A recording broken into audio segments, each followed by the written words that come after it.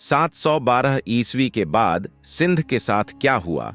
क्या सच में इतिहास बदल गया? राजा दाहिर की हार के बाद सिंध अरब शासन के अधीन चला गया।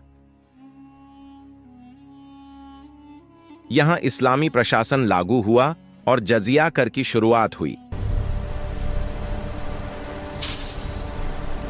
लेकिन एक सच्चाई यह भी है, अरब शासन भारत के अंदर तक नहीं फैल पाया। 712 ईस्वी में मोहम्मद बिन कासिम द्वारा सिंध पर विजय के बाद भारत में अरब प्रभुत्व की शुरुआत हुई और दक्षिण एशिया में इस्लाम का विस्तार हुआ। राजा दाहिर की हार के बाद अरबों ने मुल्तान तक क्षेत्र पर अधिकार कर लिया,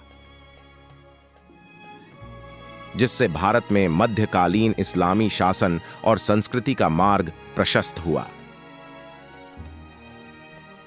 मोहम्मद बिन कासिम ने सिंध और मुल्तान में चच वंश को हराकर अरब शासन स्थापित किया, जो उमैयद खिलाफत के अधीन था। भारत में मुस्लिम शासन का उदय हुआ और धार्मिक रूप से इस्लाम ने स्थानीय समुदायों के बीच अपनी जड़ें जमाना शुरू किया। सांस्कृतिक और ज्ञान का आदान प्रदान, अरब शासकों ने भारतीय खगोल विज्ञान, गणित और चिकित्सा को अरब जगत में अपनाया। अरबों ने इस क्षेत्र में एक सहिष्णुता की नीति अपनाई और कई बौद्ध और हिंदू केंद्र विद्या के केंद्र बने रहे। सिंध की विजय के बाद मध्य पूर्व और भारतीय उपमहाद्वीप के बीच व्यापार मार्ग और अधिक सुदृढ़ हो गए। यद्यपि अरब शासन का प्रत्यक्ष नियंत्रण अस्थिर था, लेकिन इसने भविष्य के तुर्की आक्रमणों जैसे महमूद गजनवी और मोहम्मद गौरी के लिए आधार तैयार किया।